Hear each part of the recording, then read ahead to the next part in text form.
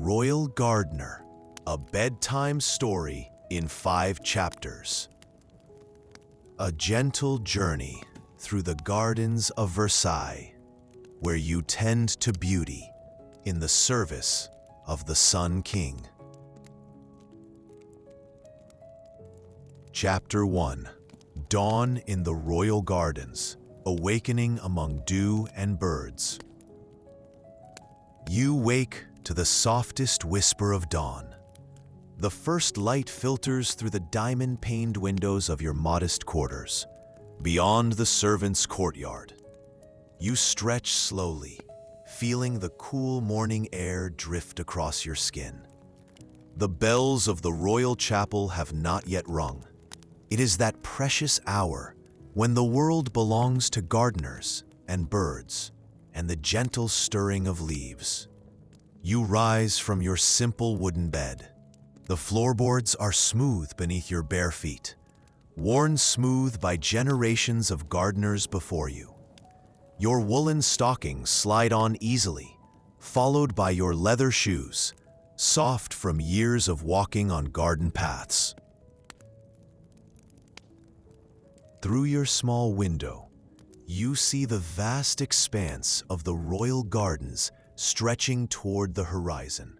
The morning mist clings to the carefully sculpted hedges like silk scarves draped by invisible hands. You breathe deeply. The air carries the scent of dew-dampened earth and the faint perfume of night-blooming jasmine, still releasing its sweetness from the darkness that is slowly fading away. Your daily ritual begins, as it has for 7 years now. Since you first arrived at Versailles as an apprentice, you pour water from the ceramic pitcher into the matching basin. The water is cool against your palms.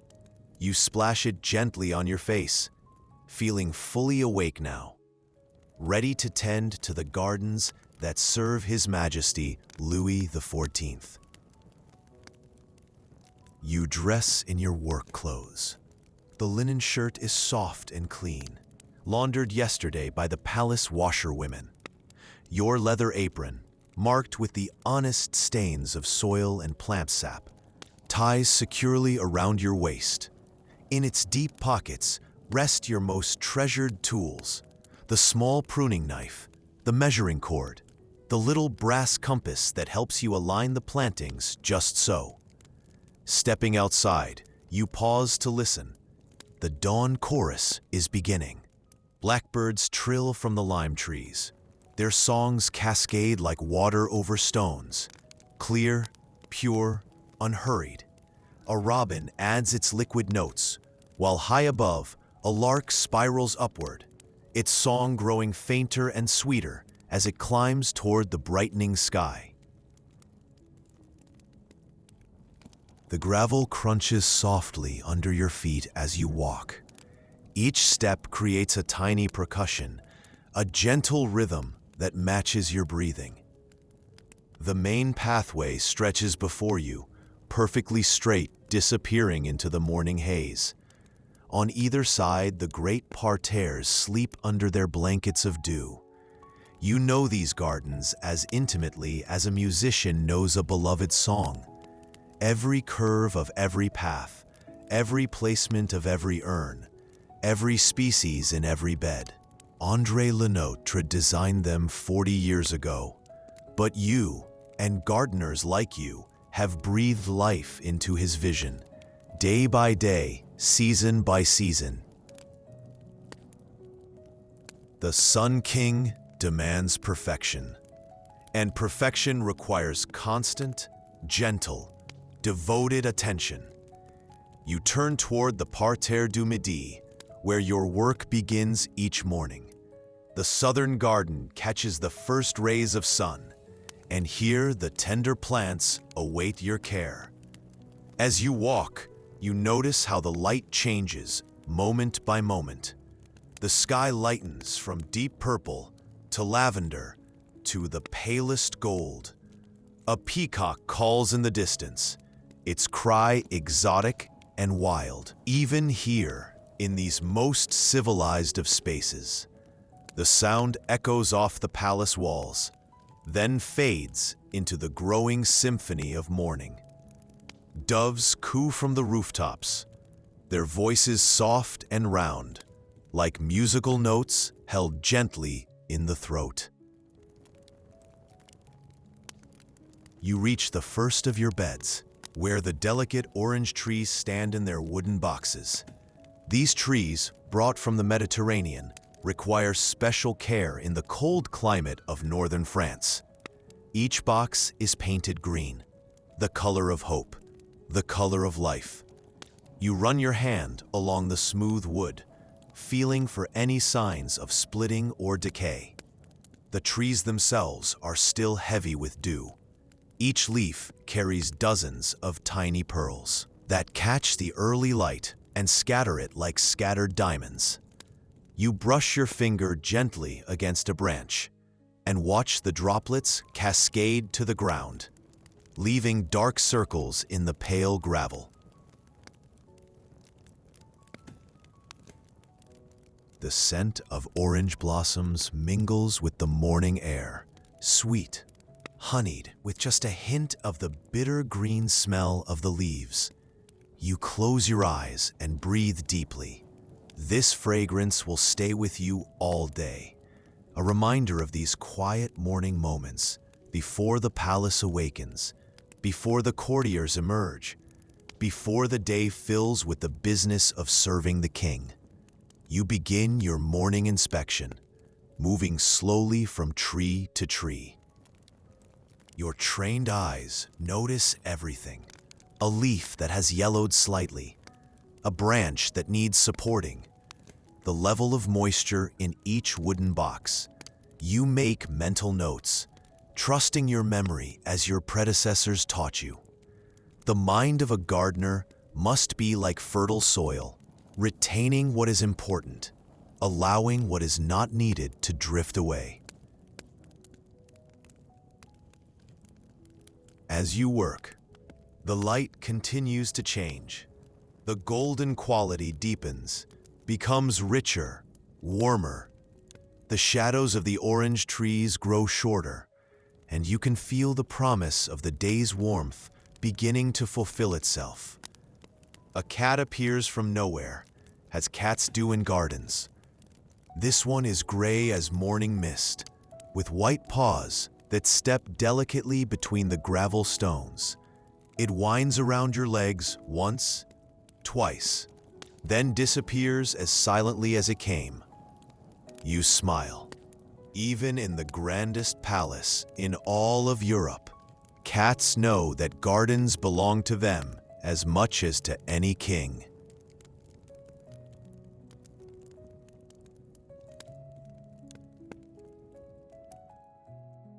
You move to the herb garden, your special domain. Here grow the plants that season the royal kitchens, and those that heal the bodies of nobles and servants alike. Thyme releases its sharp fragrance as you brush against it. Rosemary stands tall and silvery in the strengthening light. Its needle-like leaves hold the dew like tiny prisms.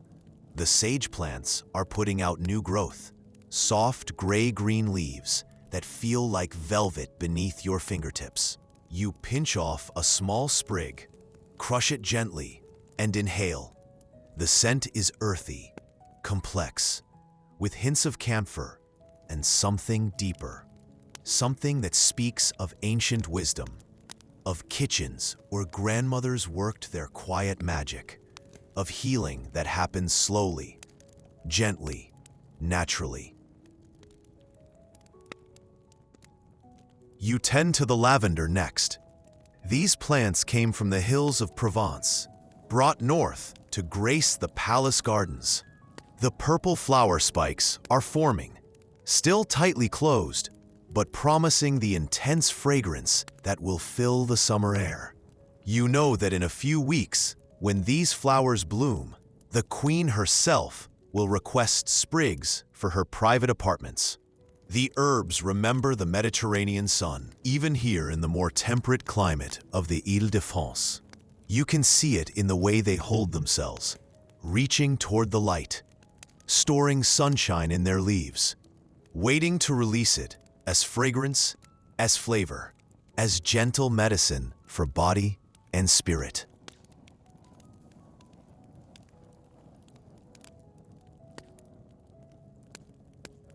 A bell chimes in the distance, the first bell of the day from the palace. Soon the kitchens will stir to life. Soon the great machine of court life will begin its elaborate dance. But for now, for these last precious minutes of solitude, the gardens remain yours alone. You walk toward the fountain at the center of this section. The basin is perfectly circular, carved from pale stone that glows like moonlight even in the dawn. The fountain is silent now.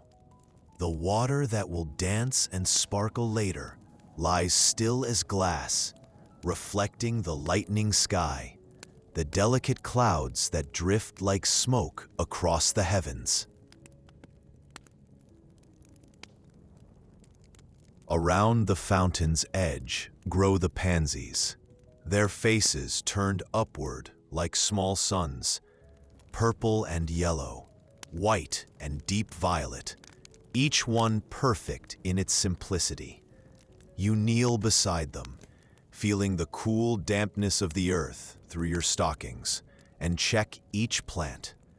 These flowers, called pensées in French, thoughts, seem to watch you work with their gentle expressions. The morning air grows warmer now.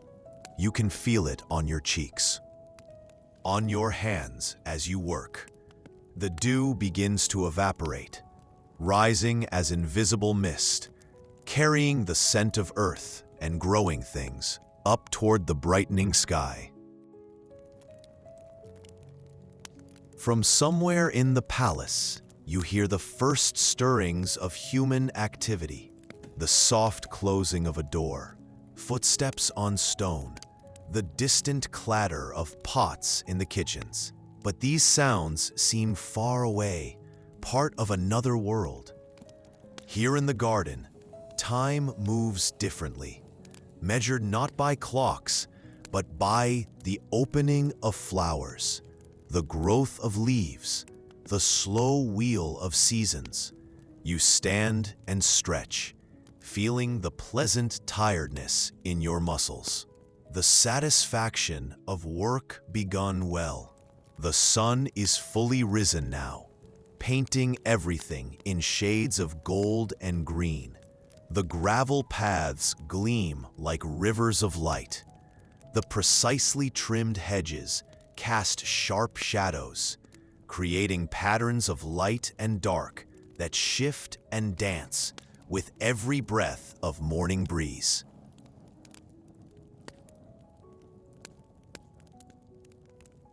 A butterfly appears, dancing among the flowers. Its wings are pale yellow, marked with delicate spots of deeper gold. It settles on a pansy, then lifts away, settles again, lifts away, following some pattern known only to itself. You watch this small ballet, this wordless conversation between creature and flower, and feel a deep contentment settle over you like a warm cloak. The work of tending grows from love, from attention, from the quiet joy of helping beautiful things become more beautiful. Each plant in your care is like a note in a vast symphony, playing its part in the grand composition that surrounds the Sun King's palace. Your hands, your eyes, your patient heart all contribute to this living masterpiece.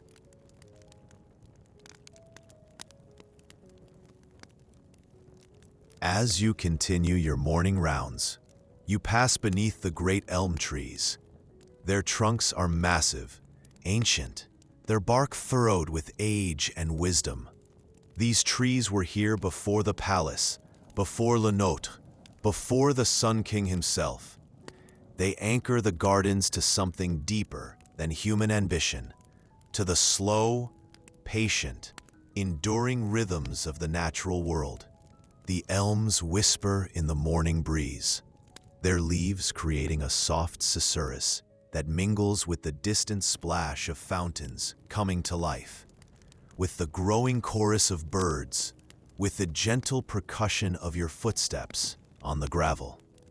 All these sounds weave together into the garden's morning song, a lullaby that speaks of peace, of order, of beauty tended with loving hands.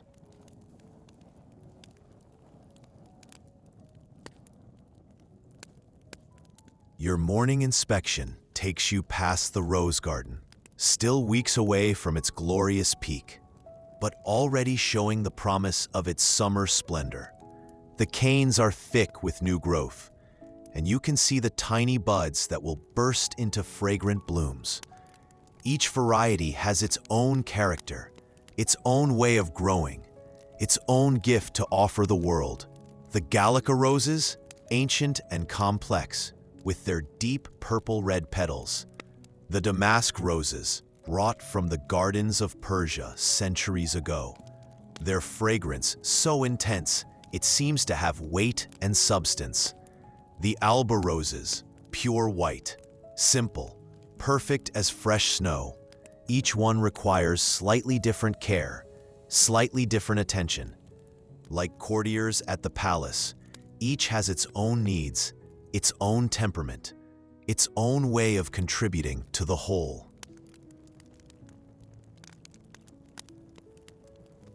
As you work among the roses, you think of the gardeners who came before you, who planted these canes, who learned their secrets, who passed down their knowledge through demonstration rather than words.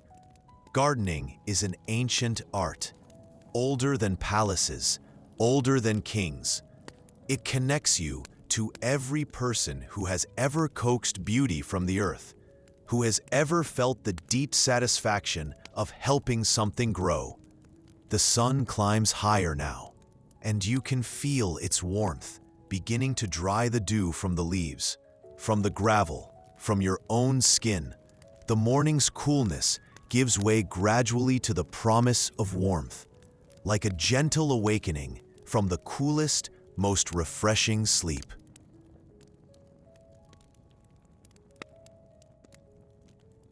You pause beside a bed of iris, their sword-like leaves standing at attention like tiny soldiers. The flower buds are swelling, preparing for their brief, glorious moment of bloom. Iris, named for the goddess of the rainbow, will soon unfurl petals in shades of purple and gold, white and deepest blue, creating their own fleeting rainbow in the ordered paradise of the royal gardens. The morning rounds continue. Each step, each observation, each gentle adjustment, part of the larger rhythm that keeps these gardens alive. Vital, perfect. You deadhead a few spent flowers, straighten a plant that has been disturbed by the night wind, check the moisture levels in the various beds.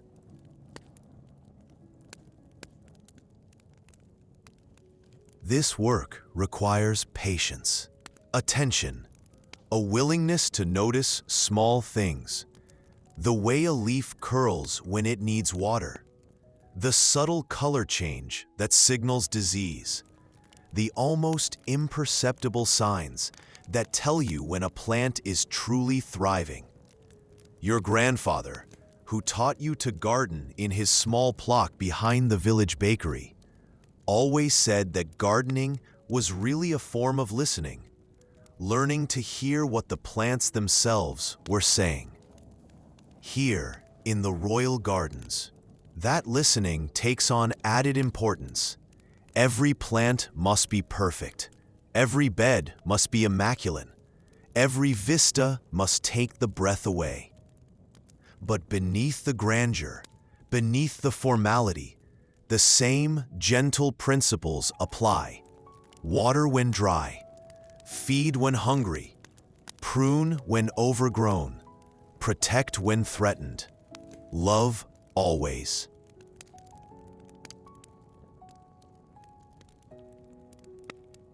The morning air fills with new sounds, new scents. The kitchen gardens come alive with the voices of other workers.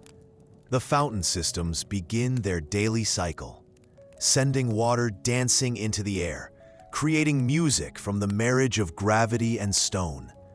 Somewhere in the distance, a stable hand whistles a tune as he leads horses to pasture. But in your corner of the gardens, peace still reigns. The work here is quiet work, contemplative work, work that feeds the soul as well as serving the king. You move slowly, deliberately, savoring each moment, each small task, each quiet revelation that the garden offers to those who pay attention. As the morning progresses, you begin to prepare for the day ahead. Soon the other gardeners will arrive. Soon the grounds will fill with activity as the vast estate awakens to its daily purposes. But this hour, this precious dawn hour, has been yours alone. A gift of solitude, of connection, of pure, simple work done for the love of beauty.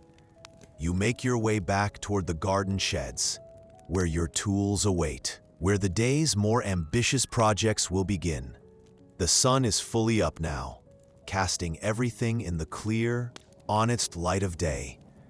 The dew has almost entirely evaporated, leaving the plants refreshed, clean, ready for whatever the day may bring. The gravel path crunches gently beneath your feet, a familiar sound, comforting in its constancy. Your morning ritual is complete. The gardens have been observed, assessed, gently tended. Now they are ready, as you are ready, for the fuller activities of the day. As you walk, you feel that deep satisfaction that comes from work begun well.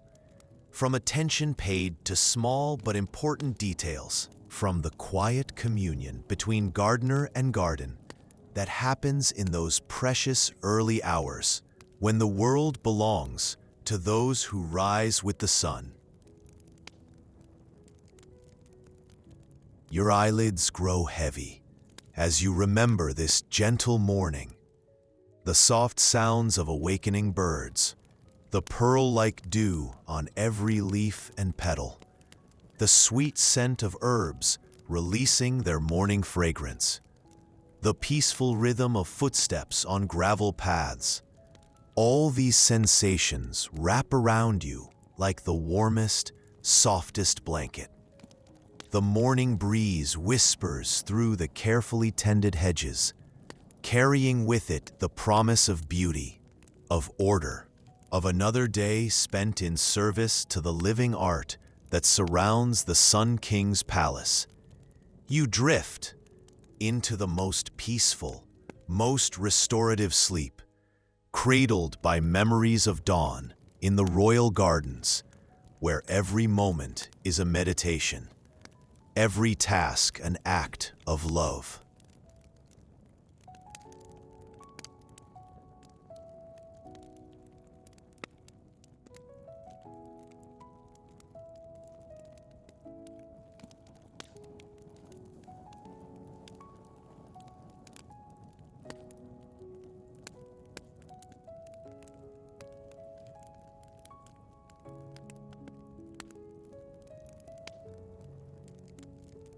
Chapter 2. A glance toward the sun, arranging flowers for the king's stroll.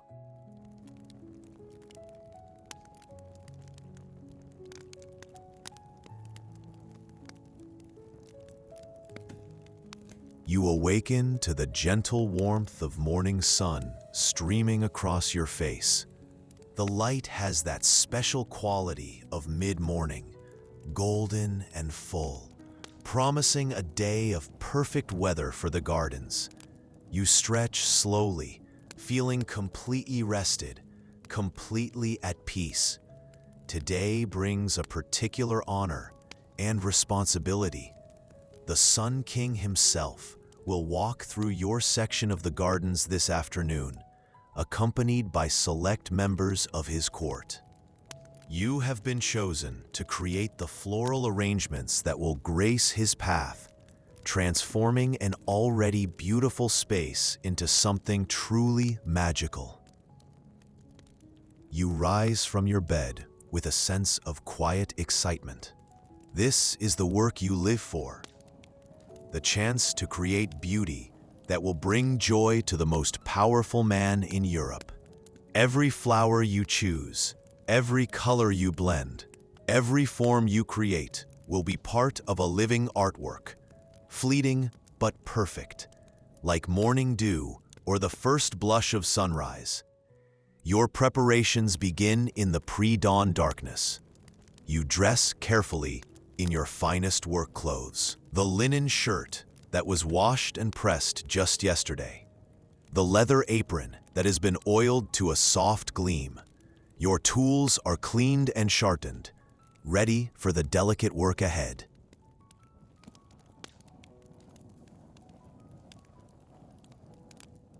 You step outside into the cool morning air. The gardens sleep peacefully around you, wrapped in the gentle embrace of early morning mist. Dewdrops catch the first light and scatter it like thousands of tiny stars. The silence is profound, broken only by the soft whisper of your footsteps on the gravel and the distant murmur of fountains beginning their daily dance. Your first stop is the cutting garden, where flowers are grown specifically for arrangements. Away from the formal parterres, where every bloom must remain in its designated place. Here, you can harvest beauty without disturbing the larger composition. Here the flowers grow in neat rows, like a living palette waiting for the artist's hand. The roses are just beginning to open, their buds swollen with promise, heavy with dew and the night's coolness.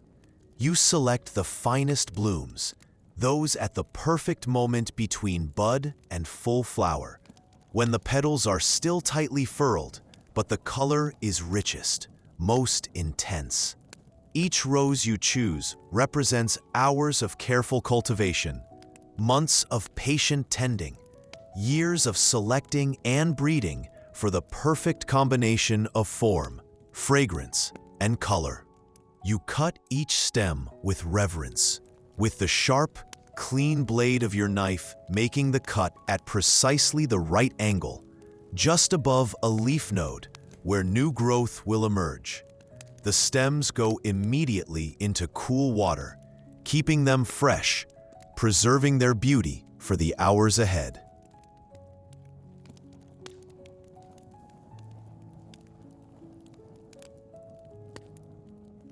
The morning air carries the perfume of the roses as you work.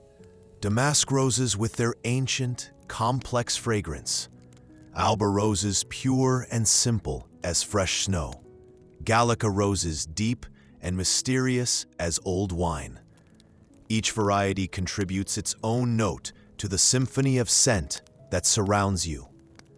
Moving through the cutting garden, you select other treasures, peonies heavy with layered petals, their faces round and generous. White peonies like clouds made solid. Pink peonies the color of dawn sky. Deep red peonies that seem to hold the essence of sunset in their depths.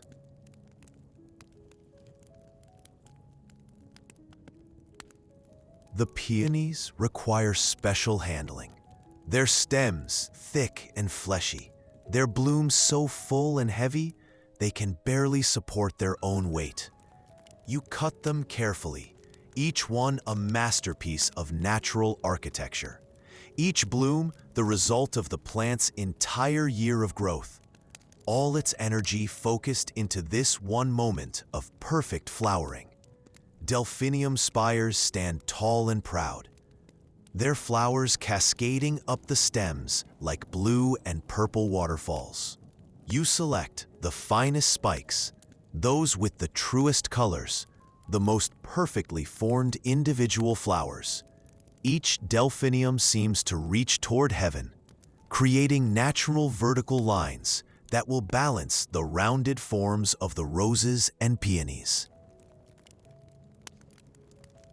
As you work, the light gradually strengthens. The mist begins to lift, revealing the full extent of the gardens, stretching away in all directions. Perfectly geometric, precisely planted, a living testament to human ambition, married to natural beauty. The Sun King's vision made manifest in living form. You gather foxgloves next, their tall spikes dotted with bell-shaped flowers. Purple foxgloves deep as royal velvet, white foxgloves pure as morning clouds, pink foxgloves soft as a blush. The flowers hang from their stems like tiny lanterns, each one perfectly formed, each one a miracle of natural engineering.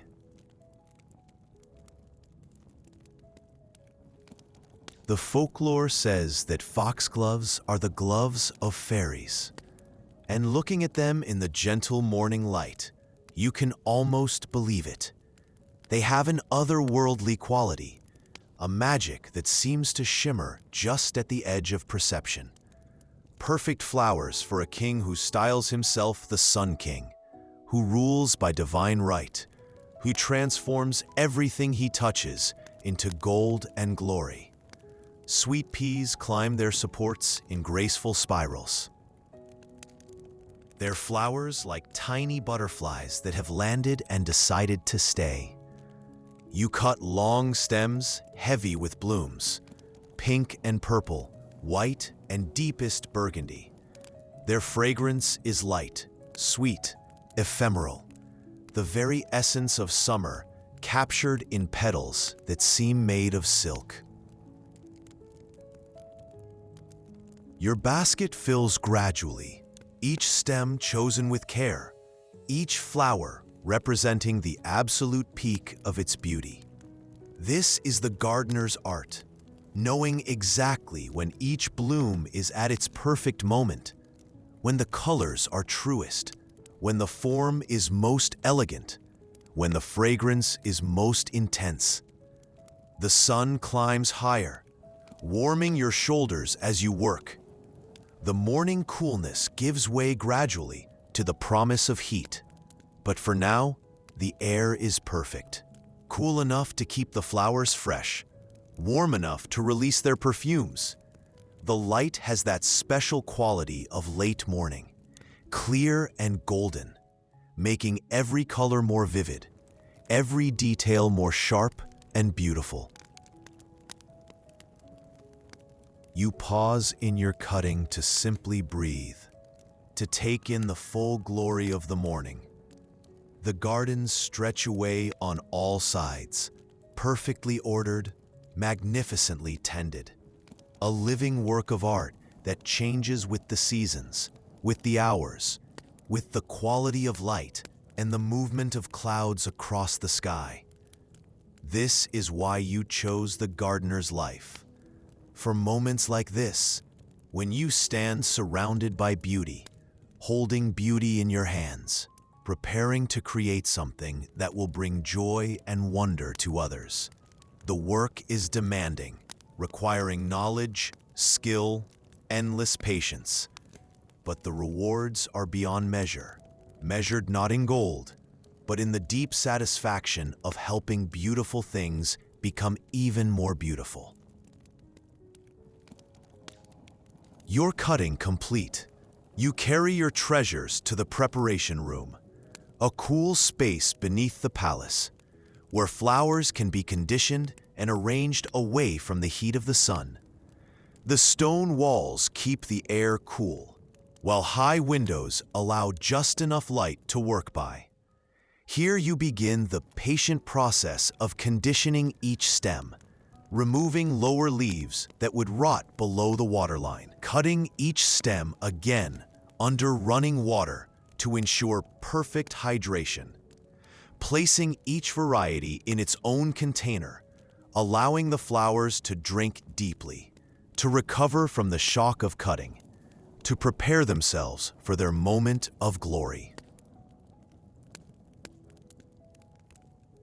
The preparation room smells like a garden after rain. Fresh, green, alive.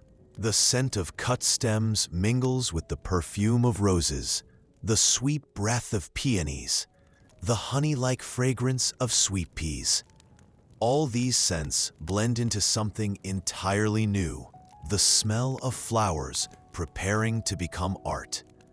As the flowers condition, you plan your arrangements, visualizing how the colors will work together, how the forms will balance, how the textures will create interest and harmony.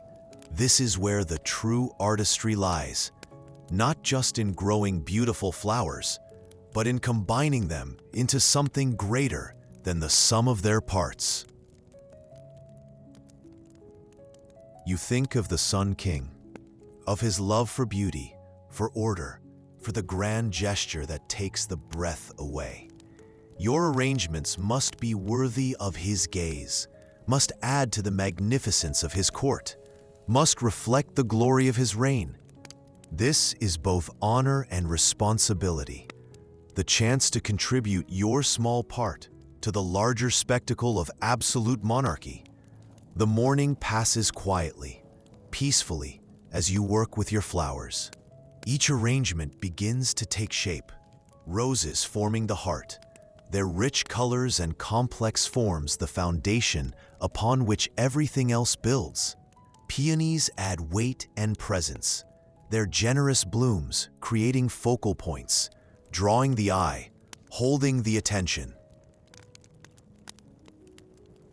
Delphinium spires provide height and drama, their vertical lines creating movement, leading the eye upward, toward heaven, toward the divine right that the Sun King claims.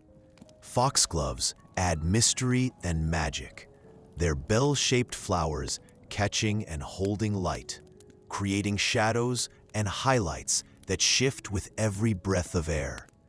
Sweet peas soften the composition, their delicate forms and gentle colors creating transitions, bridges between the stronger elements. Their tendrils curl and twist, adding lines of grace and movement, suggesting the natural growth patterns that underlie all beauty, all life. As you work, you lose yourself in the rhythm of creation. Stem by stem, flower by flower, each arrangement grows, develops, becomes itself. There is a moment in every arrangement when the elements suddenly come together, when the composition achieves that perfect balance that cannot be planned, only recognized when it appears. The light in the preparation room shifts as the sun climbs higher. Morning gives way to midday. The cool stone walls keep the air comfortable, while outside the heat begins to build. Soon it will be time to move your creations to their final positions, to set the stage for the Sun King's afternoon walk. You step back to survey your work.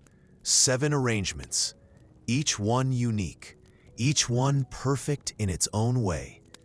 Together they will create a pathway of beauty, a garden within a garden, a living tribute to the power and glory of the monarchy. Your hands, your eye, your years of training and experience, all have contributed to these temporary masterpieces. The roses glow like jewels in their settings, deep red roses that seem to pulse with inner fire. Pink roses, soft as dawn light. White roses, pure as fresh snow. Yellow roses, bright as captured sunshine. Each color chosen, each placement considered, each stem positioned to create the maximum beauty, the greatest impact. Peonies rest like comfortable cushions among the roses, their layered petals creating depth and interest, their generous forms suggesting abundance, prosperity, the fullness of life in a well-ordered kingdom. Some are still opening, their buds showing just a hint of the color to come, promising that the beauty will continue to unfold throughout the day. The delphinium spires reach skyward, their blues and purples creating cool notes among the warmer colors. Their vertical lines add structure, architecture, the suggestion of cathedral spires or palace towers. They speak of aspiration, of reaching toward the divine, of the marriage between earthly power and heavenly authority. Foxgloves stand like sentinels, their bell-shaped flowers creating rhythm and repetition. Their spotted throats seem to hold secrets, mysteries, the kind of magic that surrounds absolute monarchy, that transforms a man into a king into the Sun King, the earthly representative of divine will. Sweet peas dance among the other flowers like courtiers at a ball, their delicate forms and gentle movements adding grace and lightness to the compositions. Their pastel colors soften the stronger hues, creating harmony, balance, the kind of refined beauty that characterizes the finest French gardens. As the morning work concludes, you feel that deep satisfaction that comes from creating beauty, from using your skills in service of something greater than yourself. These arrangements will last only a few hours, will be enjoyed by only a few dozen people, but for those moments, they will be perfect. They will add to the sum total of beauty in the world. You clean your tools carefully, washing away the green stain of stems, the pollen dust, the evidence of your morning's work. The tools are extensions of your hands, partners in creation. They deserve the same care and attention you give to the flowers themselves.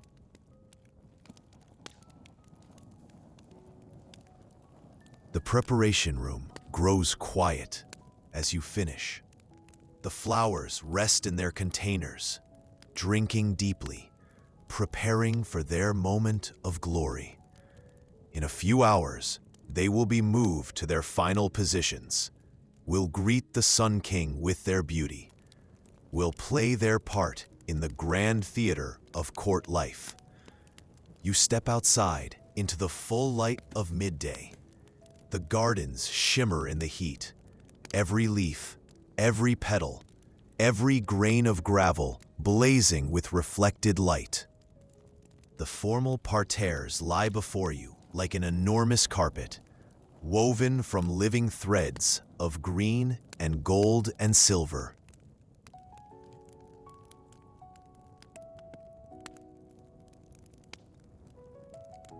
The fountains dance in the bright air, sending spray high into the sky, creating rainbows in the mist, adding the sound of falling water to the garden's symphony.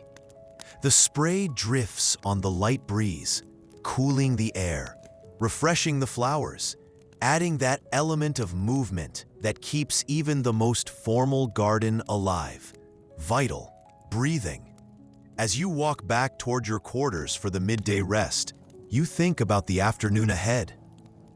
The Sun King will walk these paths, will see your arrangements, will breathe the perfume of your flowers. For a few precious moments, your work will be part of his experience, part of the beauty that surrounds the most powerful monarch in Europe. This is the gardener's reward, not gold or glory, but the knowledge that beauty has been served, that skill has been used in worthy cause, that the fleeting moment of perfect flowering has been captured and shared. The flowers will fade, the arrangements will be dismantled, but for one perfect afternoon, they will have played their part in the grand symphony of Versailles. Your eyelids grow heavy with the satisfaction of work well done. The morning sun warms your face, carrying with it the perfume of countless flowers. The gentle sound of water dancing in fountains. The soft whisper of breeze through perfectly trimmed hedges. All these sensations blend together, creating a lullaby of perfect peace.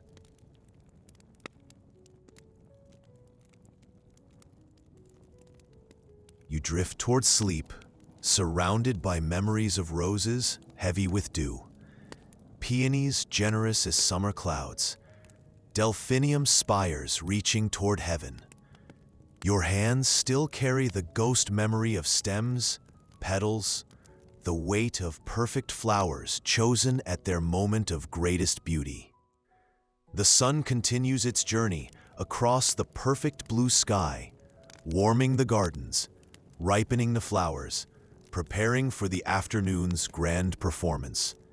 And you rest, peaceful in the knowledge that you have done your part, have contributed your skills, your devotion, your love of beauty to the greater glory of the Sun King's court.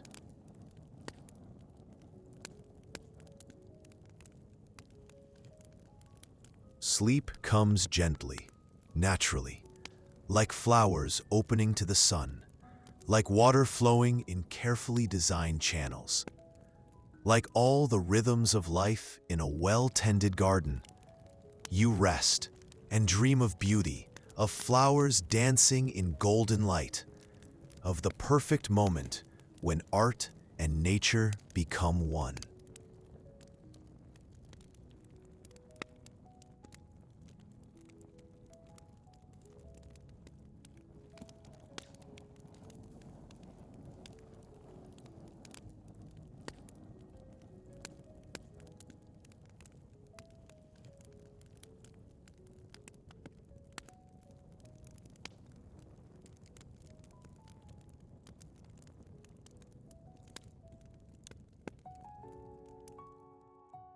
Chapter 3. Noon with the fountains. Silence and the sound of water in gentle warmth.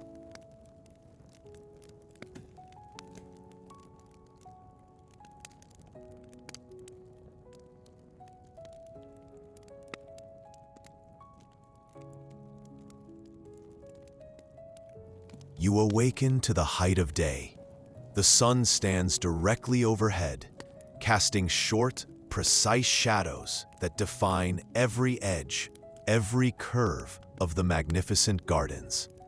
The heat shimmers gently in the air, creating that dreamy quality that makes everything seem soft, ethereal, perfect. This is the hour of the fountains, when the water systems of Versailles reach their full glory, sending sprays of crystal droplets high into the brilliant air, creating music from the marriage of water and stone, of human engineering and natural force.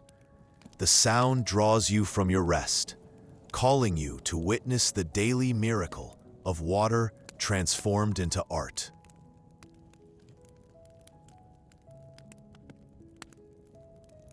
You rise slowly, luxuriously, from your afternoon rest. The stone walls of your quarters have kept the interior cool, a welcome refuge from the building heat outside. But the fountains call, and you cannot resist their song. You dress in light clothes, linen that breathes with your skin, leather sandals that whisper against the warm stone floors. Stepping outside, you are immediately embraced by the full warmth of the day. The sun touches your face like a gentle benediction. The air shimmers with heat, but it is not oppressive. It is the warm embrace of summer at its peak, life-giving, nurturing, the kind of heat that makes all growing things reach toward their fullest potential. The gardens at noon are transformed. Gone is the soft mystery of dawn, the gentle awakening of morning. Now, everything blazes with color and light. The parterres spread before you like enormous jewels, emerald and gold, silver and deepest green. Each plant, each flower, each carefully trimmed edge defined with crystalline clarity. You walk slowly toward the Grand Canal, where the largest fountains create their spectacular displays. The gravel path is warm beneath your feet, each stone heated by the sun, releasing that distinctive scent of hot stone and earth that speaks of summer, of abundance, of gardens in their full glory.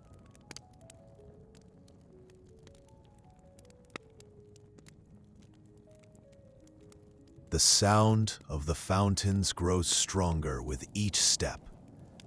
At first, just a whisper, a suggestion of falling water, then a murmur, then a song, then a full orchestral symphony of water in motion.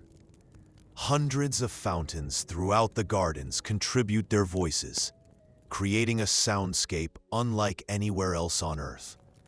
You pause at the edge of the Parterre du Nord, where the first of the great fountain displays comes into view.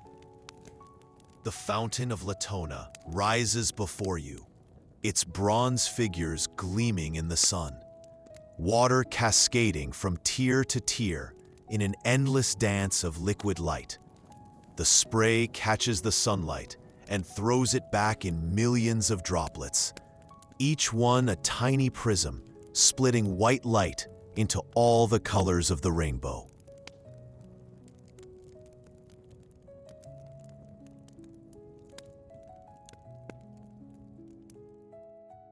The water falls with different sounds depending on where it lands. The highest spray creates a fine mist that whispers as it descends. The middle tiers produce a steady percussion as water meets water. The lowest basin receives everything with a deep, satisfying splash that speaks of completion, of the water's journey from source to final rest. You stand mesmerized by the display. This is engineering transformed into poetry, human ambition wedded to natural beauty. The Sun King demanded that water flow uphill at Versailles, that fountains dance in a landscape far from any natural water source. An army of engineers, hydraulic experts, and workers made his vision reality. But standing here, watching the water leap and dance and sing, it seems like pure magic.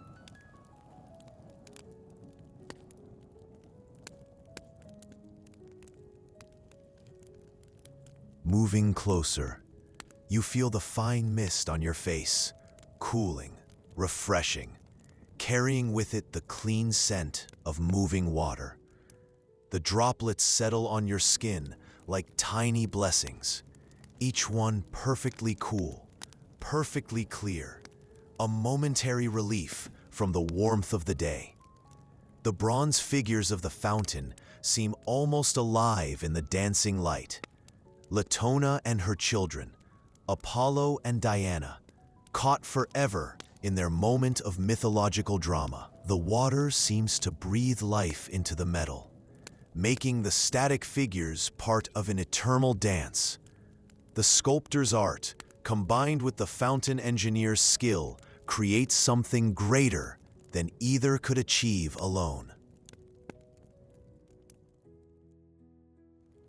You continue your journey toward the Grand Canal, passing fountain after fountain, each one unique, each one a masterpiece of hydraulic engineering disguised as art. The Fountain of Apollo rises from the canal itself, the sun god driving his chariot through waves of bronze and water.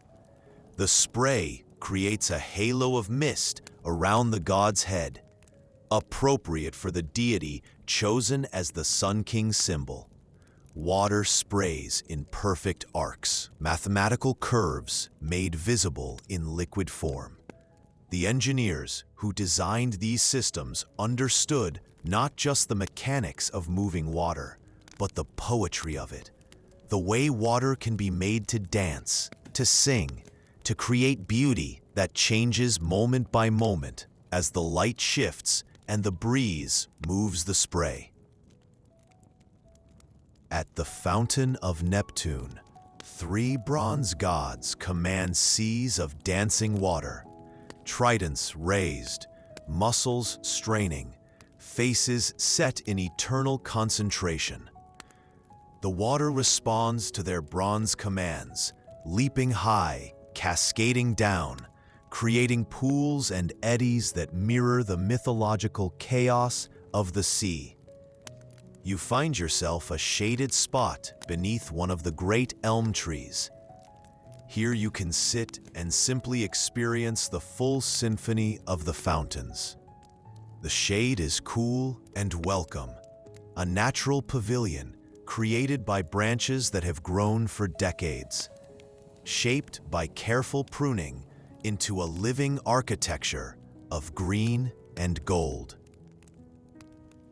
The elm's bark is rough beneath your back as you lean against the massive trunk. The tree is ancient, planted perhaps when the Sun King was still a child. It has witnessed the transformation of these grounds, from hunting forest to the most magnificent gardens in Europe. Its roots drink from the same water sources that feed the fountains, connecting tree and fountain in an underground network of life and beauty.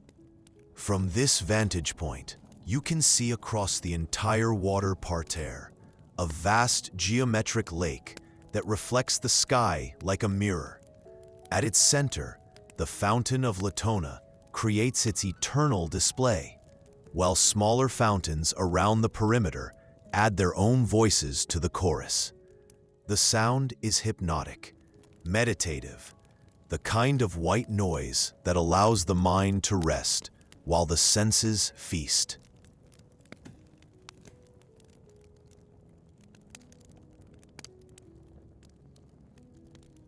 The heat of noon makes everything shimmer. The air itself seems to dance, creating that dreamlike quality that transforms even the most precisely ordered garden into something magical. The formal lines of the parterres waver slightly in the heat, as if the geometry itself is breathing, alive, responding to the warmth of the sun. A peacock appears from behind a nearby hedge, its tail trailing behind it like a train of jewels. It walks with deliberate dignity across the gravel path, pausing occasionally to peck at some invisible delicacy. The bird's brilliant blue and green plumage seems designed specifically for these gardens, as if nature created it to complement the Sun King's vision of paradise.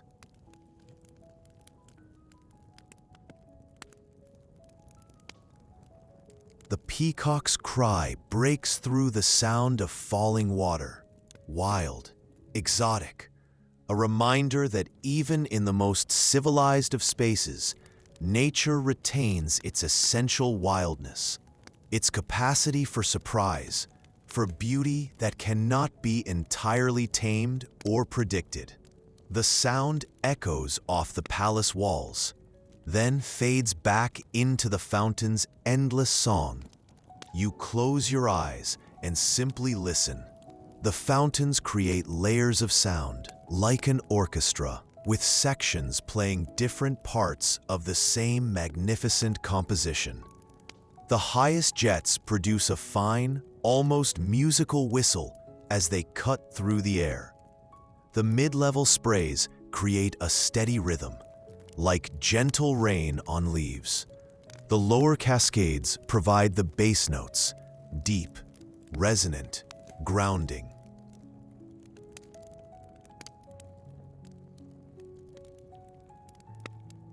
Beneath it all, you can hear the mechanical heartbeat of the system itself, the distant thrum of pumps and wheels, the hidden machinery that makes this magic possible.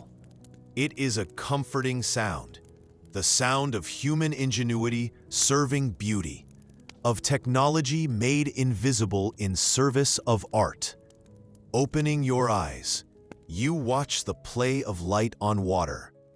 The sun is directly overhead now, creating the most dramatic effects. Each droplet becomes a tiny lens, focusing and scattering light. The spray creates momentary rainbows that appear and vanish, like glimpses of paradise, there for a moment, then gone, then there again. The water catches every nuance of the light, reflecting the deep blue of the summer sky, the white of passing clouds, the gold of the sun itself. It is a living, breathing mirror, constantly changing, never the same from one moment to the next. The engineers who created this system understood that water is not just about utility, but about beauty, about the way moving water can capture and reflect the very essence of light and sky. A gentle breeze stirs the air, cooling your face, moving the fountain spray in new directions. The mist drifts toward you, settling on your skin like the finest dew. Each droplet carries the coolness of the water, the freshness of movement, relief from the building heat of the day.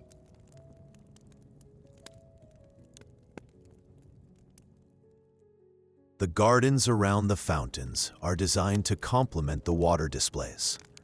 Low hedges of boxwood create geometric patterns that mirror the arcs and curves of the spray. Flower beds provide color that harmonizes with the dancing water. Everything works together: landscape architecture and hydraulic engineering, horticulture and sculpture, all in service of a single vision of beauty. You notice how the other garden workers move through this space, their schedules timed to avoid the heat of the day. Some retreat to shaded areas for their midday rest. Others work in the cooler spaces beneath the palace terraces. The fountains provide not just beauty, but practical relief, their mist cooling the air, making the heat bearable even at the peak of the day.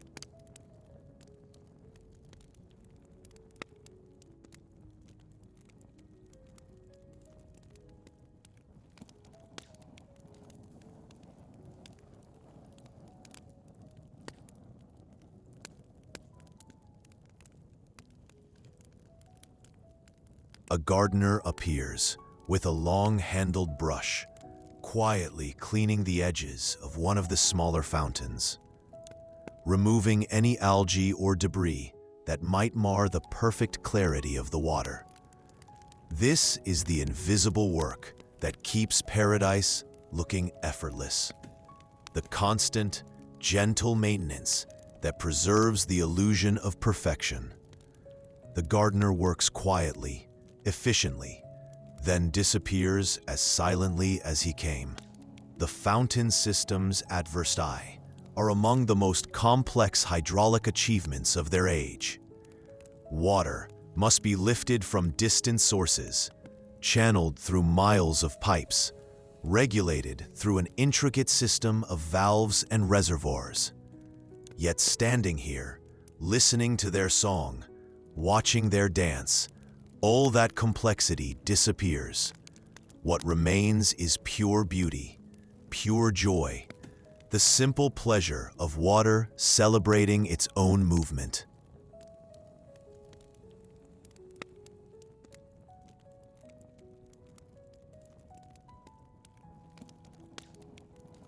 You think of the Sun King, of his vision that created all this, his belief that a monarch should be surrounded by beauty, that power should manifest itself in magnificence, that the divine right of kings should be reflected in gardens that rival paradise itself.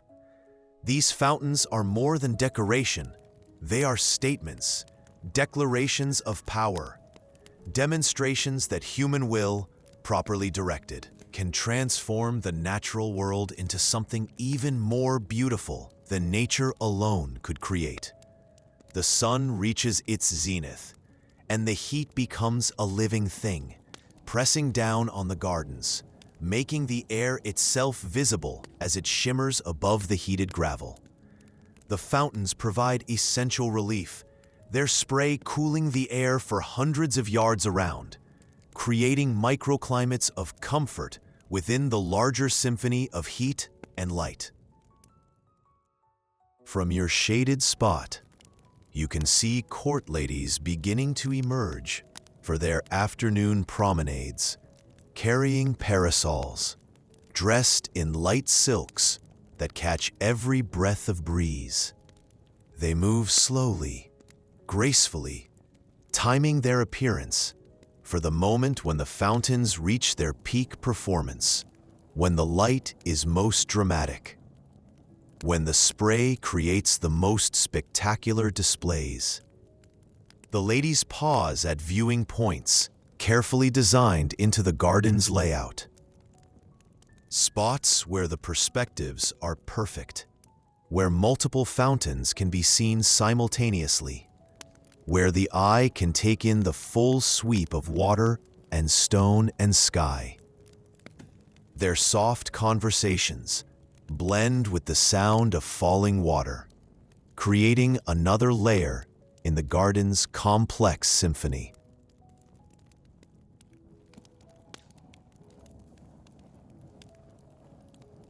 A pair of swans appears on the Grand Canal, their white forms perfect against the dark water. They move with that effortless grace that makes their progress seem like floating rather than swimming. Their presence adds a living element to the formal geometry, a reminder that these gardens, for all their artifice, remain connected to the natural world.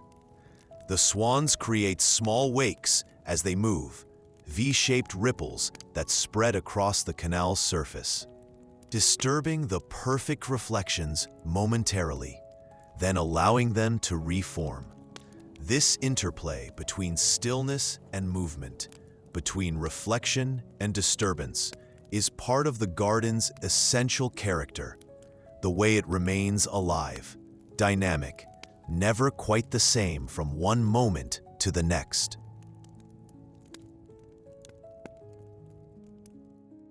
You watch a single droplet fall from the highest fountain, follow its arc through the brilliant air, see it join the thousands, millions of others in the eternal dance of water and light.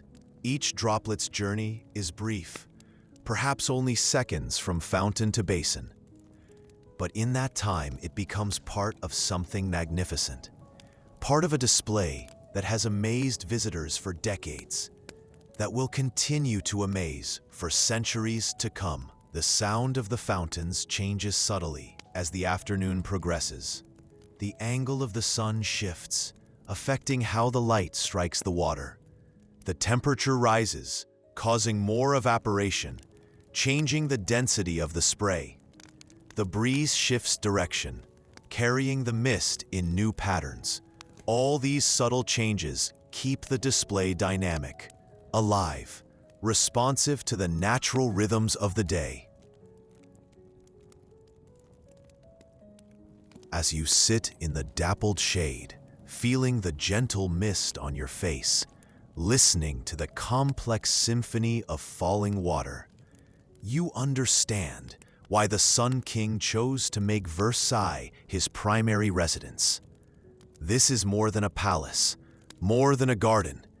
It is a complete world, a universe ordered according to human vision, but animated by natural forces, where beauty and power unite in perfect harmony.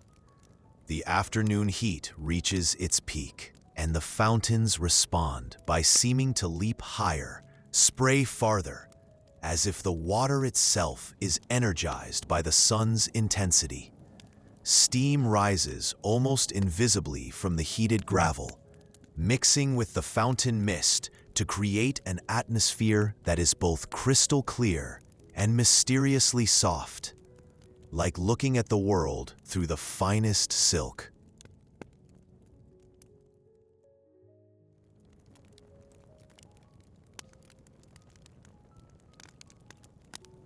A butterfly enters the fountain spray, its delicate wings somehow navigating the maze of droplets.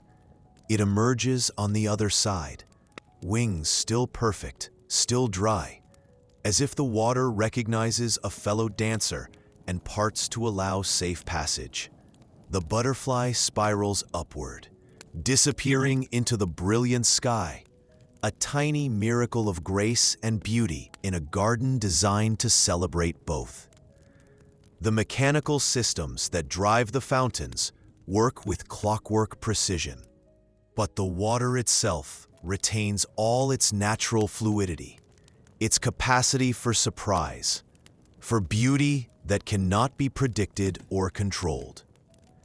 This tension between order and chaos, between human design and natural force, is what gives the fountain displays their eternal fascination.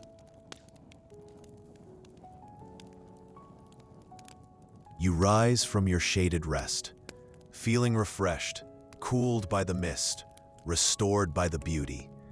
The afternoon is advancing, and there are still tasks to complete before evening. But this time at the fountains has renewed your spirit, reminded you why you chose to devote your life to creating and maintaining beauty. As you prepare to leave, you take one last look at the spectacular display. The Fountain of Apollo seems to pulse with inner light, the bronze horses straining against their traces, the god himself pointing towards some distant glory. Water and metal and sunlight unite in a statement about power, about beauty, about the human capacity to transform dreams into reality.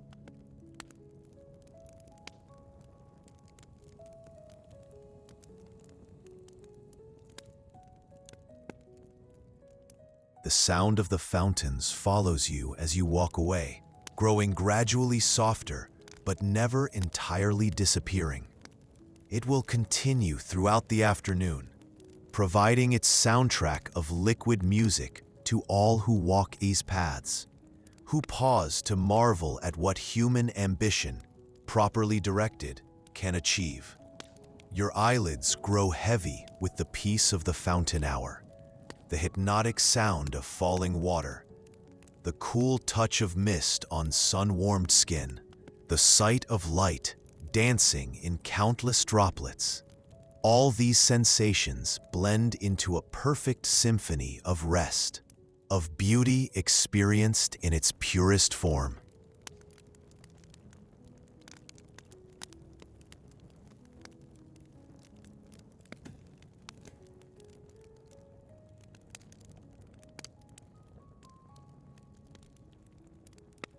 The memory of water dancing in golden light accompanies you towards sleep. The sound of fountains singing their eternal song, the feeling of cool shade on a warm afternoon, the sight of rainbows appearing and vanishing in the spray. You drift, carried by the gentle rhythm of water, returning always to water, in an endless cycle of beauty and renewal. Sleep comes like the gentle fall of fountain mist, natural, refreshing, perfectly timed to restore body and spirit for the work that remains. You rest in the sound of distant fountains, in the memory of water transformed into art, in the deep peace that comes from witnessing beauty at its most magnificent.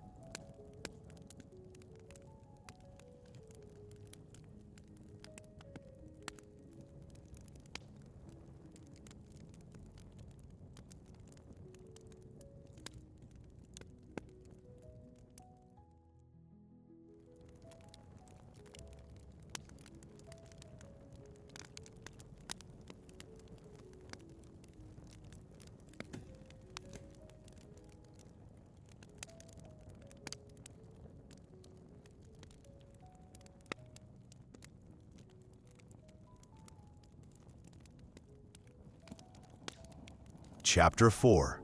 Working with the Soil. Secrets of the Earth Beneath Your Hands.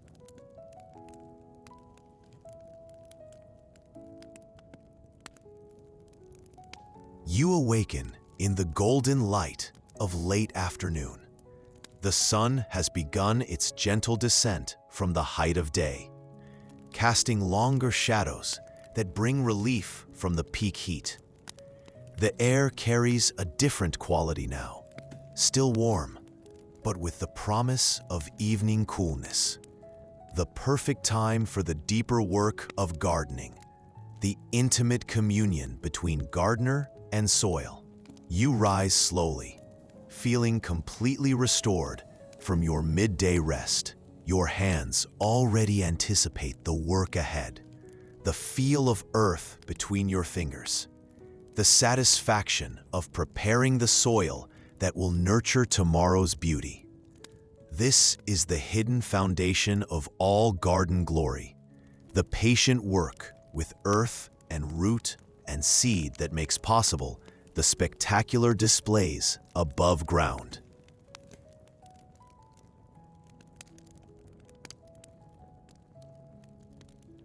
Your afternoon task takes you to the kitchen garden, where the soil requires constant attention, constant care.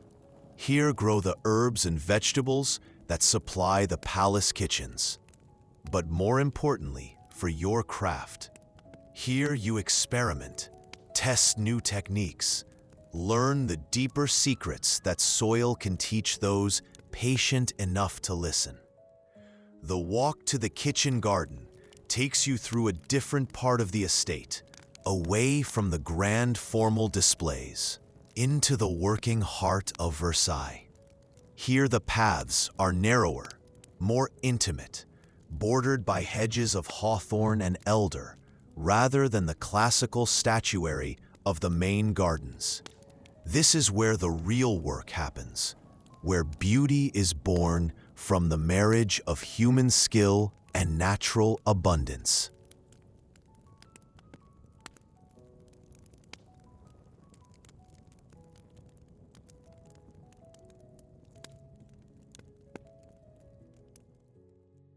You carry your tools in a canvas bag, worn soft with years of use. The spade with its blade polished bright by countless hours in the earth. The fork for loosening compacted soil. The small hand tools for close work, each one shaped by use to fit your hand perfectly. These tools are extensions of yourself, partners in the quiet conversation between gardener and garden. The kitchen garden spreads before you in neat rectangular beds, each one dedicated to a different crop, a different aspect of the gardener's art. Here the geometry is practical rather than ornamental, designed for efficiency, for the best possible growing conditions, for easy access and maintenance. Yet there is beauty here too, the beauty of function, of purpose, of work done well.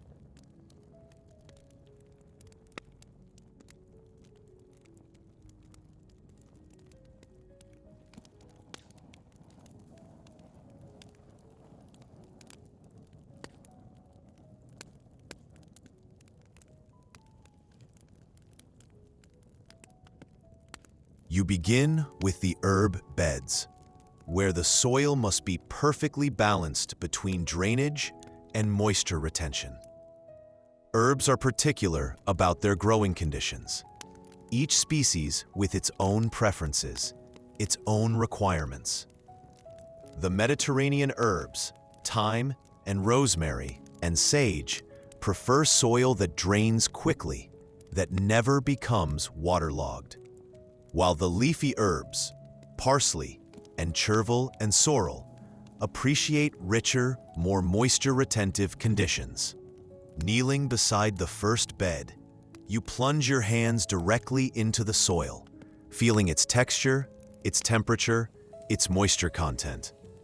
This is knowledge that comes only through touch, through the intimate contact between human skin and living earth. The soil speaks to those who know how to listen, telling stories of the season past, revealing its readiness for the plantings to come.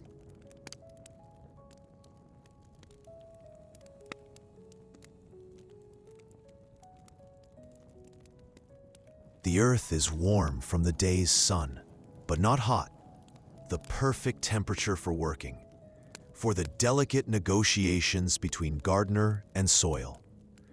You lift a handful, feeling its weight, its structure, noting how it crumbles between your fingers.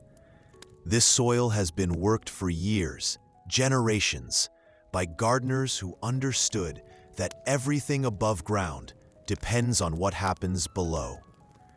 You can smell the rich complexity of healthy soil, the dark, earthy scent that speaks of decomposition and renewal, of the endless cycle that turns fallen leaves into living earth. This smell is the perfume of fertility, of potential, of life preparing to create more life. It connects you to every gardener who has ever knelt in earth, who has ever coaxed beauty from soil.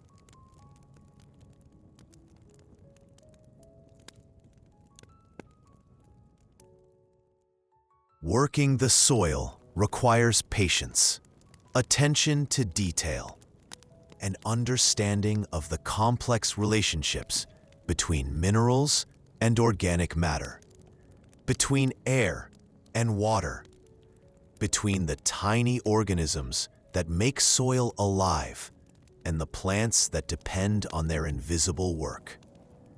You add compost, aged for 2 full years, until it has become pure black gold, rich with nutrients, teeming with beneficial microbes. The compost crumbles between your fingers like dark chocolate, sweet-smelling, rich with the promise of abundance.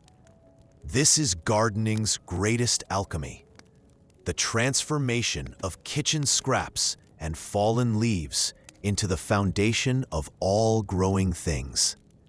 Each handful represents months of patient decomposition, nature's own recycling system working at its most efficient.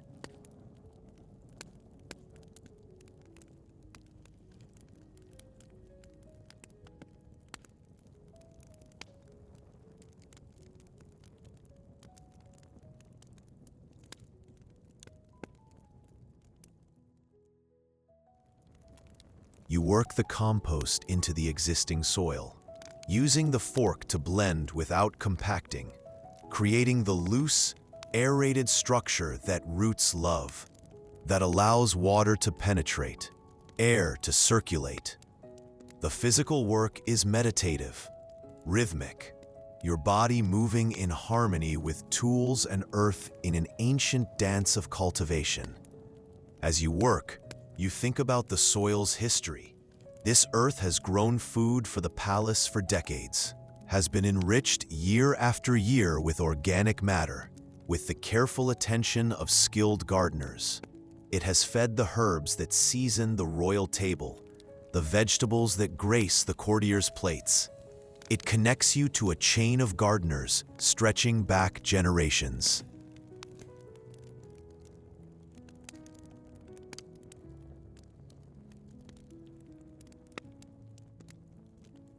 The afternoon light slants through the leaves of nearby fruit trees, creating patterns of gold and shadow across your work. The heat has moderated, making physical labor pleasant rather than exhausting. A gentle breeze stirs the air, carrying the scent of ripening fruit, of flowering herbs, of soil, warmed by sun and awakened by water. You move to the next bed, where the soil requires different treatment. This section will be planted with root vegetables, carrots and parsnips and turnips that need deep, loose soil to develop properly. You work to a greater depth here, breaking up any compacted layers, ensuring that the earth is loose and friable to the full depth of a spade.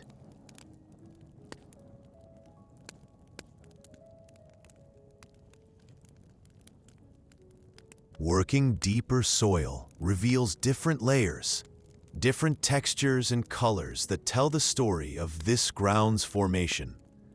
The topsoil is dark and rich, full of organic matter. Below that, a layer of lighter brown earth, still fertile, but with different characteristics. Deeper still, the subsoil begins to show the mineral content that gives this particular piece of earth its unique character. Each handful of soil is different, even within the same bed.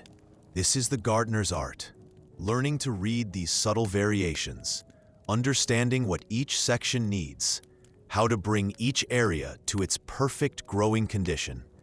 It requires not just knowledge, but intuition, the ability to sense what the earth is trying to tell you.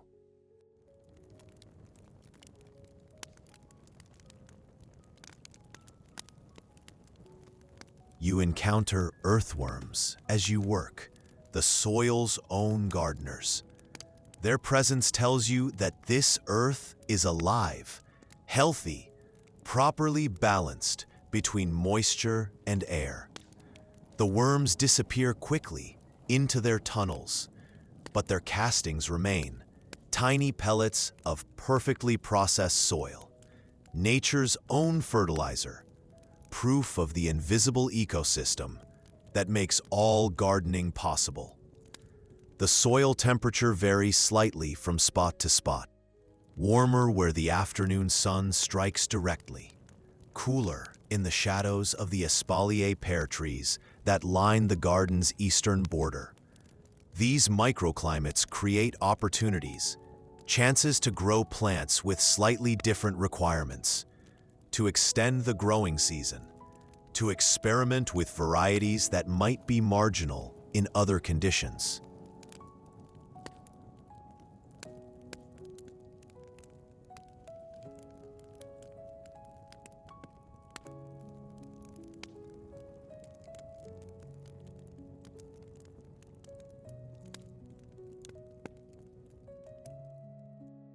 As you work deeper into the bed, the soil reveals its secrets.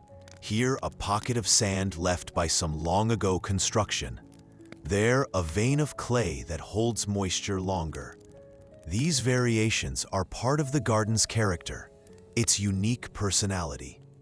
Learning to work with these differences rather than against them is part of the gardener's wisdom. You pause in your digging to simply observe. The kitchen garden is alive with subtle activity. Bees work the herb flowers, their low humming adding a bass note to the garden's afternoon song. A robin appears, boldly approaching to snatch insects disturbed by your digging, then disappears as quickly as it came. These partnerships between gardener and wildlife are part of the garden's natural balance.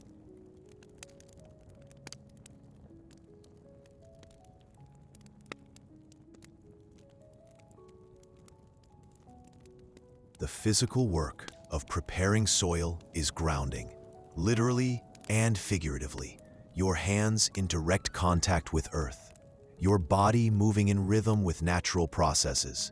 This is work that connects you to the most fundamental cycles of life, the ancient partnership between human skill and natural abundance that makes civilization possible. You add bone meal to the soil, ground fine and aged, a slow-release source of phosphorus that will feed plants throughout the growing season. This is gardening's patient approach, providing not just for immediate needs, but for the long term, building soil that will continue to improve year after year, that will support beauty and abundance far into the future.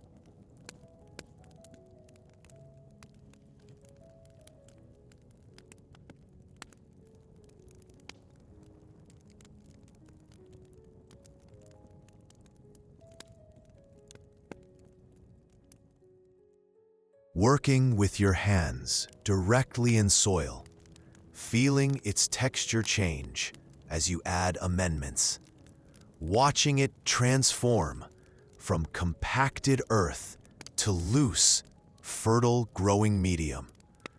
This is deeply satisfying work. It speaks to something essential in human nature, the need to create, to nurture, to participate in the endless cycle of growth and renewal. The afternoon shadows grow longer as you work. The sun's angle creates new patterns of light and shade across the garden, highlighting textures and colors, making even the simplest work beautiful. A peacock butterfly lands on your hand, rests there for a moment, then spirals away toward the flowering herbs. These moments of connection, of recognition between human and nature, are gardening's unexpected gifts.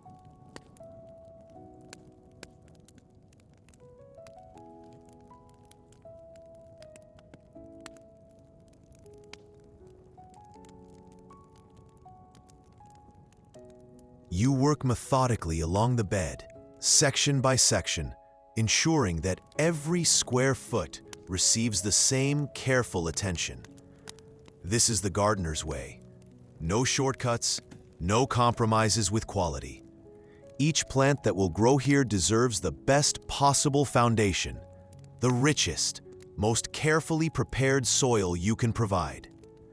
The smell of the soil changes as you work, becoming richer, more complex, as the amendments blend with the existing earth. This is the scent of fertility, of potential being realized. It carries promises of the crops to come, the herbs that will season royal meals, the flowers that will grace noble tables.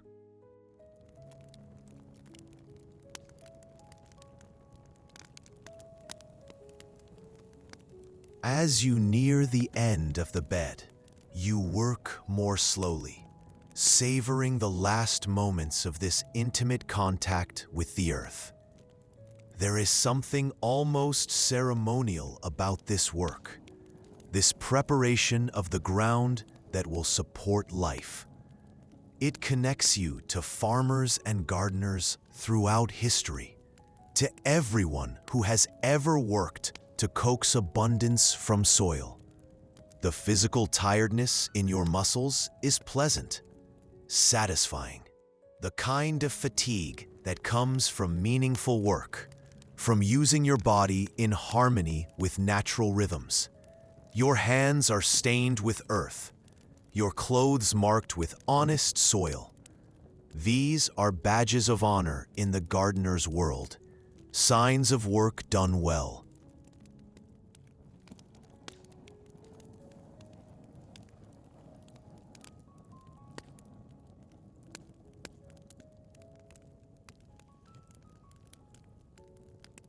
You stand and stretch, surveying the bed you have prepared. The soil lies loose and dark, rich and ready, waiting for the seeds and seedlings that will transform this carefully prepared earth into living beauty. This moment, between preparation and planting, is full of potential, of hope, of faith in the partnership between human effort and natural abundance. Cleaning your tools, you take care to remove all soil, to oil the metal parts, to store everything properly for tomorrow's work. Tools that are well cared for last generations, become better with use, develop that perfect fit between implement and hand that makes work a pleasure rather than a chore.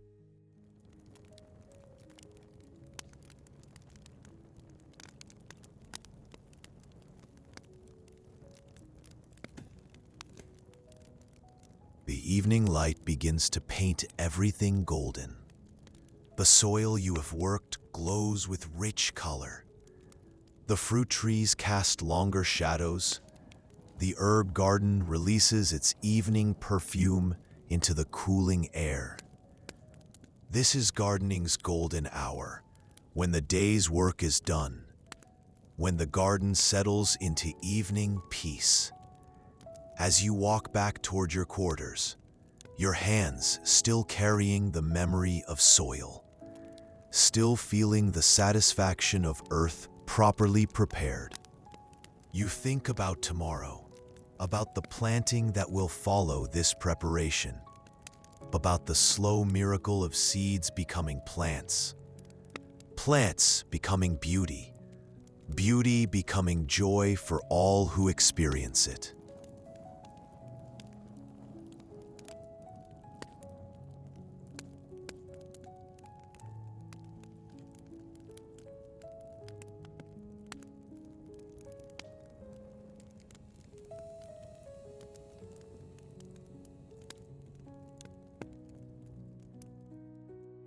Your eyelids grow heavy with the deep satisfaction of work completed, of soil prepared with patience and skill. The memory of earth cool between your fingers, the scent of rich compost, the sight of perfectly prepared beds waiting for tomorrow's planting. All these sensations wrap around you like the most comfortable blanket.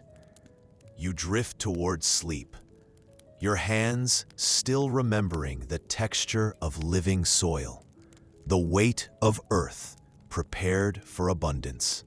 The gardener's deepest satisfaction comes not from the flowers and fruits, but from this intimate work with soil.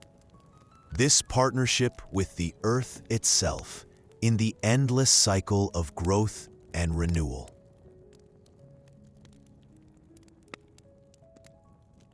Sleep comes as naturally as seeds settling into prepared earth, as roots reaching into rich soil, as all the patient processes that transform intention into beauty. You rest in the knowledge that tomorrow will bring new growth, new abundance, new beauty rising from the earth your hands have prepared with such care.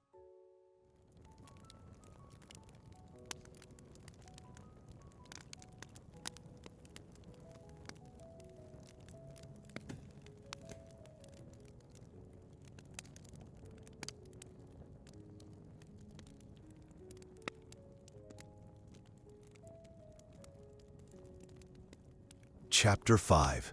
Sunset Beneath the Elms, a gentle farewell to the sun.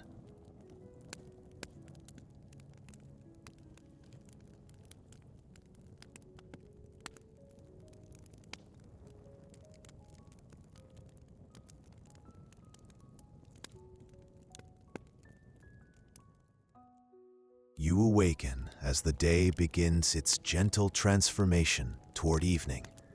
The sun has started its leisurely descent toward the western horizon, painting everything in shades of gold and amber. The heat of the afternoon is giving way to the blessed coolness of approaching dusk. This is the garden's most magical hour, when light becomes liquid, when every surface seems touched with gold. The evening work calls to you gently, not the urgent tasks of morning, not the intensive labor of midday, but the quiet, contemplative duties that bring the garden's day to its peaceful close.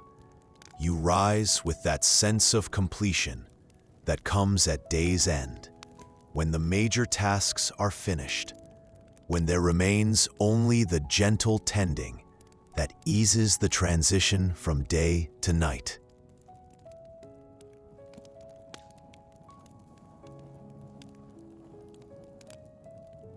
You dress in clothes softened by the day's wear, the linen shirt comfortable against your skin, the leather shoes molded to your feet by hours of walking garden paths.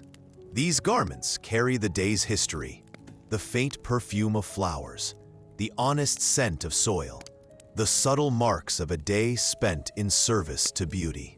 Stepping outside, you are immediately embraced by the evening air, cooler now, touched with the first hint of dew, carrying scents that seem richer, more complex in the golden light. The gardens spread before you, transformed. Every leaf, every petal, every grain of gravel touched with the sun's departing gift of perfect illumination.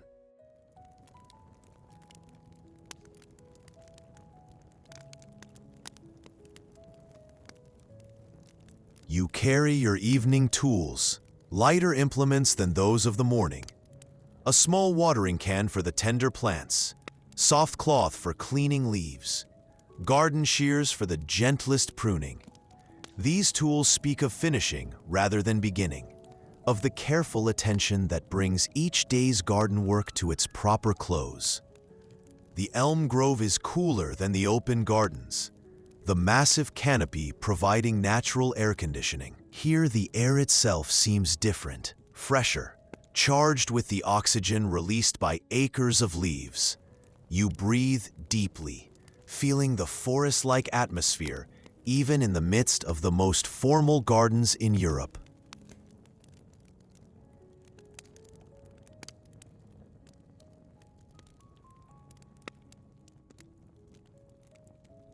Beneath the elms, shade-loving plants create a different kind of beauty.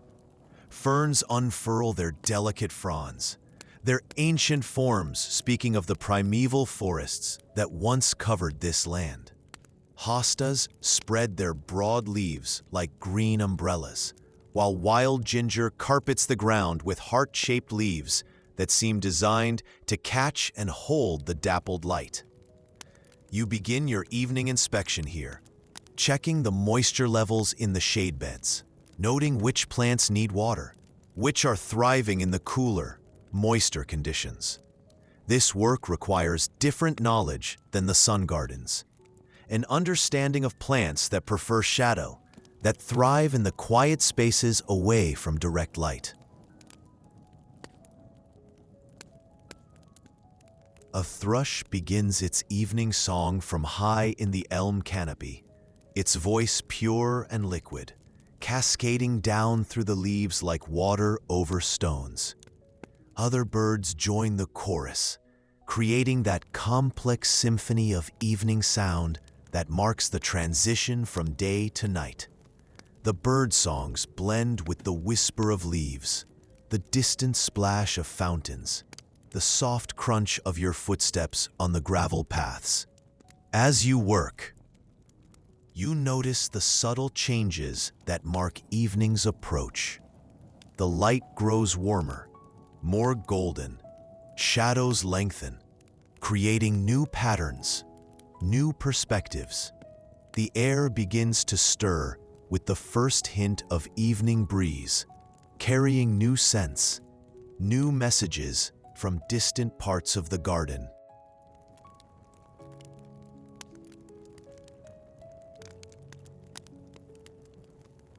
Moving from the elm grove toward the formal parterres, you witness the garden's gradual transformation. The precise geometric patterns that seem sharp and clear in the midday sun now soften in the golden light. Edges blur slightly, colors deepen. The whole landscape takes on a dreamlike quality, as if viewed through the finest silk. The fountain displays continue their eternal dance, but even they seem different in the evening light. The spray appears more golden, more ethereal. Each droplet catches and holds the slanted sunlight, creating moments of pure radiance before falling back to the basin. The sound seems softer too, more musical, as if the water itself responds to the changing quality of the day.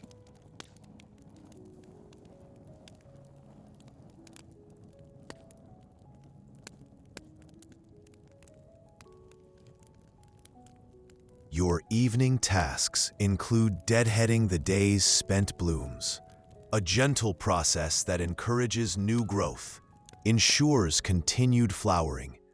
Each faded flower you remove makes space for new buds to develop. This is gardening's eternal optimism, the faith that there will always be another bloom, another season, another chance for beauty. The roses require special attention at this hour.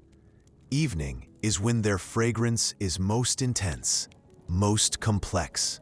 The cooler air holds scent better than the heat of midday, allowing the perfume to linger, to develop, to reveal layers of complexity that the noon sun burns away. You move among the roses, like a sommelier among fine wines, appreciating each variety's unique contribution to the garden's olfactory symphony.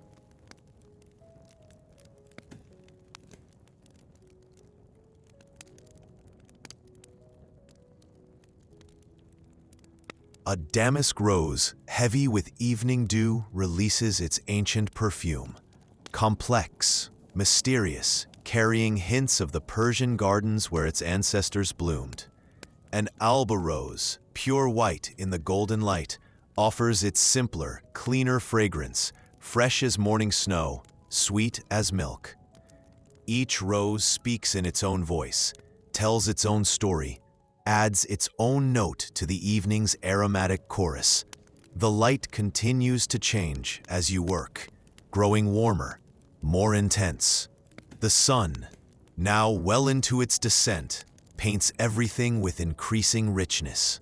The palace walls glow like honey. The gravel paths shimmer like rivers of gold. Even the simplest plants seem transformed, elevated, made magnificent by the quality of illumination.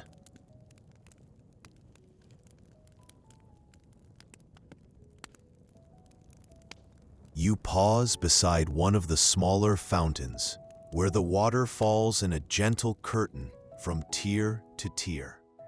The evening light turns each strand of water into liquid gold, creating the illusion that the fountain runs with molten metal rather than simple water.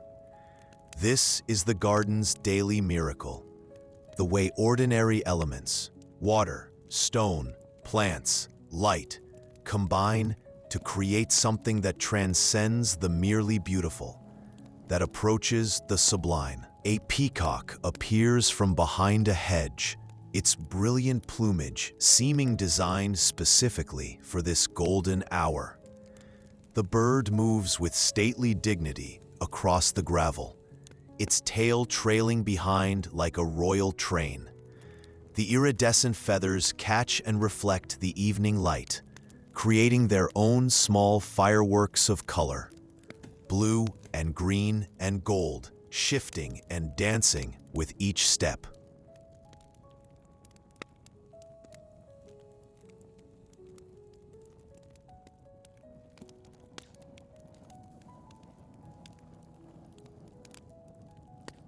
The peacock's appearance reminds you that these gardens, for all their human design, remain connected to the natural world, remain home to creatures that follow their own rhythms, their own needs, their own ancient patterns of behavior.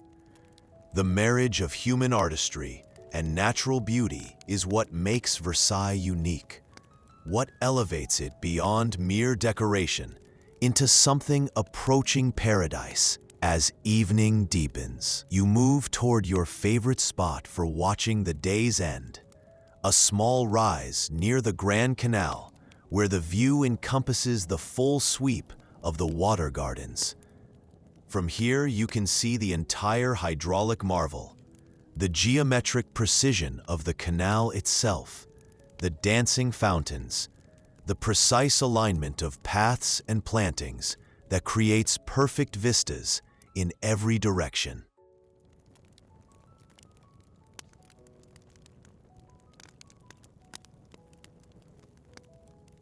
The Sun King chose his symbol well. At evening, when the actual sun begins its descent, the entire garden seems to pay homage to the source of light, of warmth, of life itself. The water reflects the sky, doubling the sun's image, creating the illusion that heaven and earth mirror each other in perfect symmetry.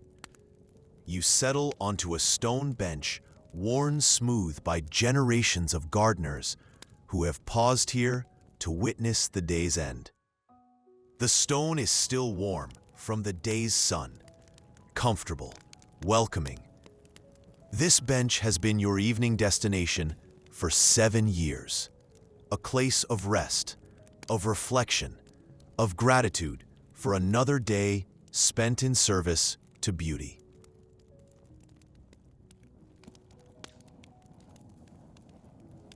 From this vantage point, you can see the results of the day's work. The flower arrangements you created for the morning royal walk, now past their peak but still beautiful. The soil you prepared in the afternoon, dark and ready for tomorrow's planting. The countless small tasks, adjustments, improvements that mark another day in the endless cycle of garden maintenance. The evening air carries scents from across the estate.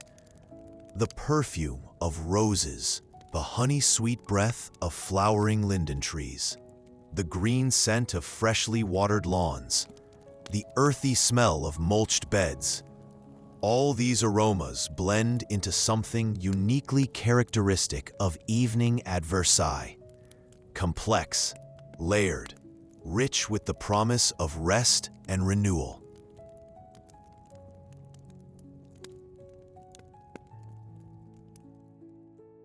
A bat flickers across the sky.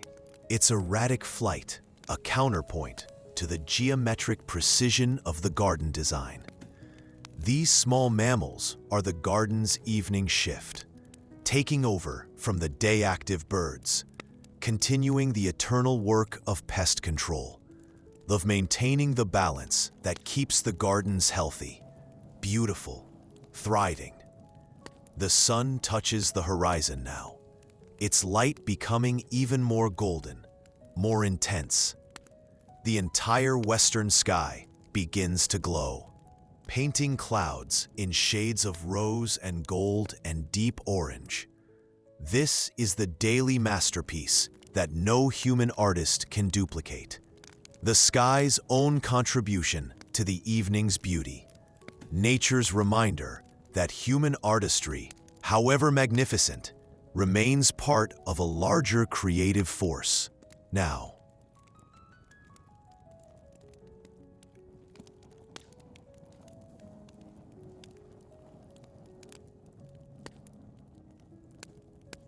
swans glide across the Grand Canal, their white forms perfect against the dark water, their movement creating gentle ripples that catch and scatter the evening light.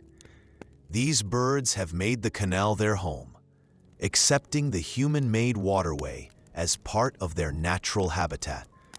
Another example of the successful marriage between human vision and natural beauty that defines Versailles. As the sun sinks lower, the quality of light becomes almost magical. Everything glows from within, as if lit by its own inner fire. The grass appears more green, the flowers more vivid, the stone more luminous. This is the gardener's reward. This daily transformation, this reminder that beauty, properly tended, can approach the sublime. A church bell tolls in the distance, marking the day's end, calling the community to evening prayers. The sound drifts across the gardens, adding its own note to the evening symphony, connecting the human world of work and worship to the natural world of growing things, of light and shadow, of the eternal cycles that govern all life. The evening tasks are nearly complete. A final check of the tender plants, a gentle watering where needed, the careful closing of cold frames, the covering of delicate seedlings. These small acts of protection ensure that the garden will survive the night, will greet tomorrow's dawn, ready for another day of growth and beauty.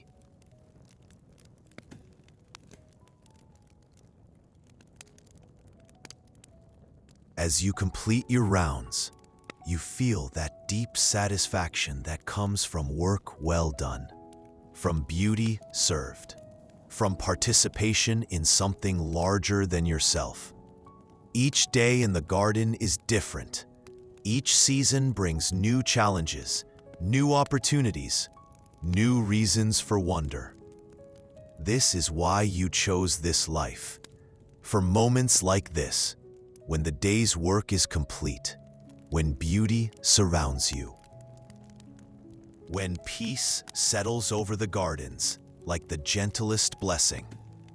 The sun disappears behind the distant tree line, leaving the sky painted in brilliant colors. The air cools further, bringing the first real relief from the day's heat. Stars begin to appear, faint at first, then growing stronger as the sky darkens. The garden's day is ending, but its beauty continues, transformed but not diminished by the coming night.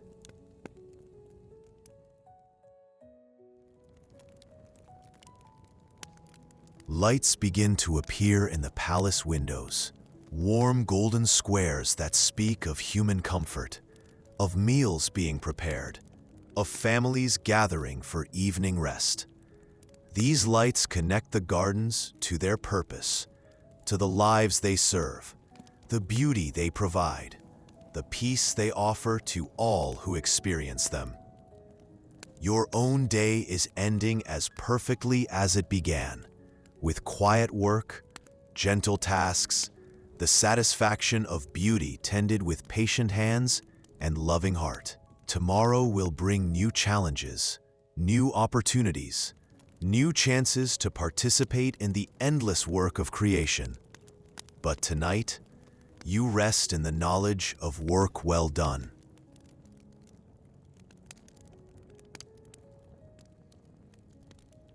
Walking back toward your quarters through the gathering dusk, you carry with you the day's gifts, the memory of roses heavy with dew, of fountains dancing in golden light, of soil rich and ready, of evening light transforming everything it touches into something more beautiful than seemed possible.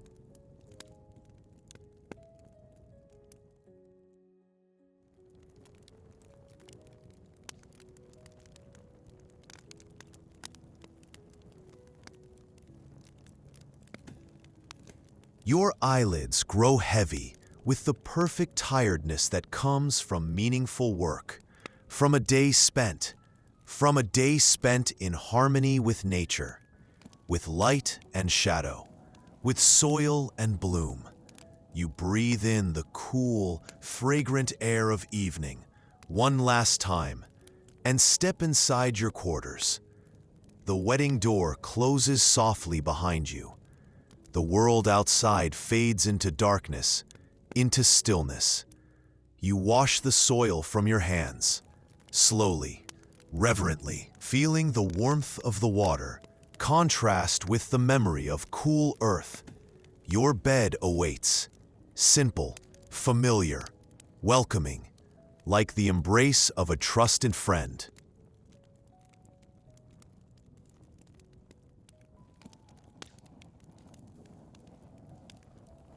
As you lie down, your body relaxes completely. The gentle ache in your muscles reminds you of the day's honest labor. Your thoughts drift like petals on a breeze. Images of roses in the dusk, of elms whispering above you, of water catching the last golden light. And then, silence. Sleep comes gently, slowly, like mist across the garden. You are home, in the heart of the gardens.